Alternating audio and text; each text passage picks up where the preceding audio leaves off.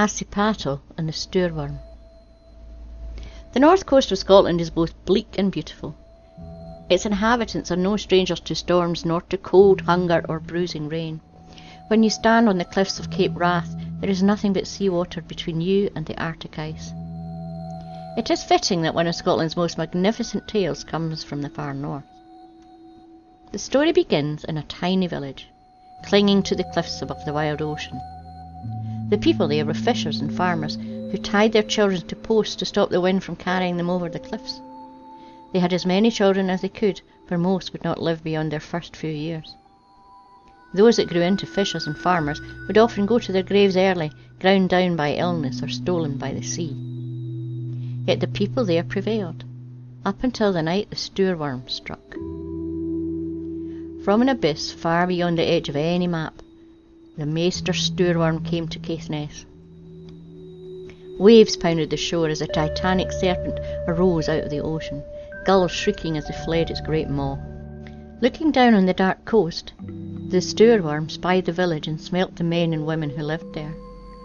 Though it subsisted on whales, the Stoor worm was fond of human flesh. It roared a roar that rattled the entire world. Then it began to feed. It smashed stone houses to dust with its snout. Villagers fleeing their homes were snapped up and devoured. The Stoor worm ate every single villager before retreating into the deep sea. It struck again the next night, and the night after that. Village after village was destroyed.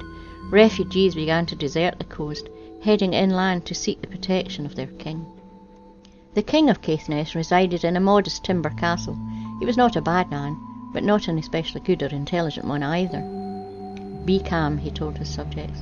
"I shall send fighting men to deal with this beast, and they will bring me its head soon enough." A company of fighting men was set out to patrol the coast. Their captain instructed the villagers to post lookouts each day and to light beacon fires when the shadow of the Stoor worm darkened the sea. This they did, and soon the fighting men came face to face with the Stoor worm. It ate them. The king was at a loss. Hungry villagers were crowding his court and eating their way through his grain stores.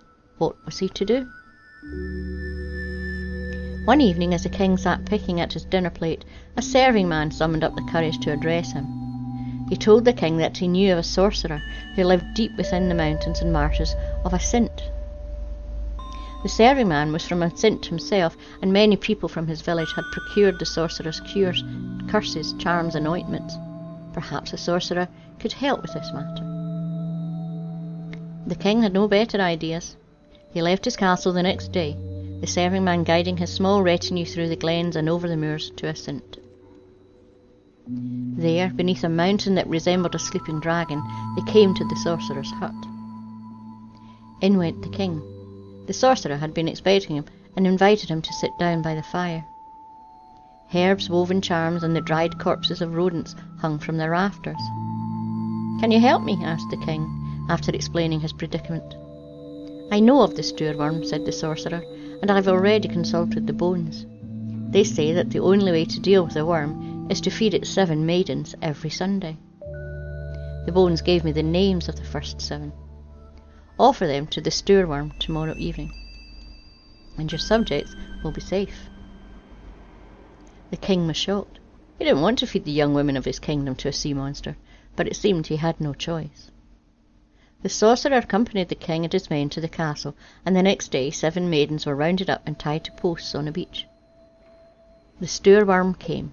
It ate them up, and it left. It wasn't seen again until it returned a week later for the next 7 maidens.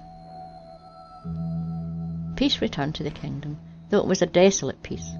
Villagers went home to their villages. Fishermen went out fishing again. It was a relief to go to sleep without expecting to be devoured in the night. Yet everyone feared that their own daughter or granddaughter would be next in line for the Stoor worm's stomach. Every Monday, the sorcerer read the bones and announced the names of the next 7 sacrifices. One day, the 7th name he spoke was Jem de Lovely. "Princess Jem de Lovely." "What? No, give me another name," said the king. "The bones have spoken," said the sorcerer. "Summon my heralds," said the king. The heralds were brought before the king. Soon they were rushing out of the gates to recite the king's proclamation throughout the land. "The king seeks a warrior," announced a herald in every marketplace, "strong enough to slay the Stoor worm. That warrior shall marry the princess and shall inherit the king's sword and his kingdom, but only if the Stoor worm is destroyed before the next sacrifice. Word reached the ears of every warrior in the kingdom. Not one of them came forward. In one particular village, on one particular farm, a husband and wife lived with their 7 sons. 6 of those sons were strong, strapping lads whose only desire in life was to work harder than they had done on the previous day. Their mother and father couldn't have been more proud of them. The 7th son was different. He didn't dream of working harder, for he didn't work at all. Instead, he spent his days and nights lying in front of the fire, a light dusting of ash upon him. With his eyes half closed, he flew through the sky on the back of a winged bear. He swam with dolphin men, slaughtered monsters, and rescued an endless stream of princesses. His mother, father, and brothers despised him. They kicked him every time they passed him. His name was Asipattle, which means cinder biter. 6 days after the king made his proclamation, on the evening before Princess Gem de Lovely was due to be sacrificed, the news reached Asipattle's farm. His eldest brother came in from the market, sat down at the table and repeated the words of the proclamation. The word around the market was that not a single warrior had taken up the challenge. At that moment, Asipattle did something unexpected. He stood up, shook the ashes from his clothes and addressed his family. "I shall slay the Stoor worm," he said. "I shall marry Princess Gem de Lovely and inherit the kingdom." His family laughed so much that several of them were sick. Asipattle paid them no mind. He lay back down beside the fire. When it was dark outside and his family were asleep, he rose up again. He lined his stomach with leftovers and went out to the stables. There he saddled his father's finest horse, a white mare named Teetgong, which means gust of wind. He opened her stable door, climbed onto her back, and rode out into the night. By moonlight he galloped down the coast. Teetgong's name proved to be apt, for she went as fast as the wind. Asipattle soon arrived at the beach where the sacrifices were made each week. 7 posts stood on the sands. Asipattle spied a hut at the far end of the beach. An upturned boat sat on the sand nearby. He led the horse to the hut, dismounted, and crept inside. By the soft light of fire embers, he saw an old woman sleeping. Very quietly, Asipattle took her pot and filled it with peats from the fire. He silently promised the old woman that he would return her pot before slipping away. Outside, Asipattle righted the fishing boat, dragged it to the water, and climbed in. The pots of peats between his feet, he rowed out onto the silvery ocean. Out at sea, Asipattle pulled in his oars and waited. Hours passed. Just as Asipattle was beginning to doubt his luck, the sea stirred before him.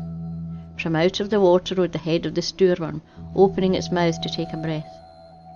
Asipattle rowed furiously for the Stoor worm's open jaws. Just before they snapped shut, he leapt from his boat onto the tip of its tongue. The Stoor worm's mouth closed, and it dived for the depths again, only now it was carrying Asipattle in its mouth. Down the Stoor worm's squishy tongue he ran. Asipattle's stomach churned at the awful smells as he entered its throat and raced down its great length. A cathedral of bones towering over him, the old woman's pot clutched in his hand. After running for miles far beneath the waves, Asipattle reached the Stoor worm's stomach. Clouds of stinking gas filled the air. Asipattle covered his mouth, his skin burning as he stumbled through the vapours, keeping close to the stomach wall until he found what he was looking for: the entrance to the Stoor worm's liver. Asipattle wasted no time. He took the lid off the pot, pulled open the narrow opening leading to the liver, and emptied into it the contents of the pot. Asipattle turned and ran. As he ran, he felt the Stoor worm begin to tremble. It shook, writhed, and roared as it surged towards the surface. The worm erupted from the sea. Its roar launched Asipattle into the sky. He flew over the churning sea and landed on the beach right in front of the king and Princess Gem de Lovely, who had ridden there for the sacrifice. They barely noticed him, for they were staring out to sea. He turned and saw that they had good reason to stare. The Stoor worm was on fire. It thrashed about, churning the ocean to milk in its agony. So great was its roar that its teeth came loose, shot out of its mouth and landed in the sea. The Stoor worm's molars are still there, scattered in the sea north of Scotland. They are the islands of Orkney and Shetland. Its fangs are there too, further north. They are called Faroe. At one point the Stoor worm reared up, wrapped its tongue around the horn of the moon, for the moon had a horn back then, and pulled it off. The horn crashed down on Scandinavia, creating the Baltic Sea. As for the Stoor worm's body, it's still out there, churning and smoking and burning. You probably know it as Iceland. Back on the beach, the growing crowd of onlookers watched the Stoor worm burn for a while, then turned to Asipattle. He seemed like someone with a story to tell. Asipattle obliged him, telling his tale with eloquence and wit as the Stoor worm burned behind him. His story was hard to deny, given the entrance he had made. Asipattle married Princess Gem de Lovely. He claimed the king's sword, Snapper, and in time became king. King Asipattle and Queen Gem de Lovely ruled over Caithness until they were old and grey. Their children were always encouraged to lie by the fire, dreaming of impossible things. The end. Don't forget to like and subscribe and press the wee bell notification. And a huge big thank you to all my subscribers and patrons. See you next week. Bye bye.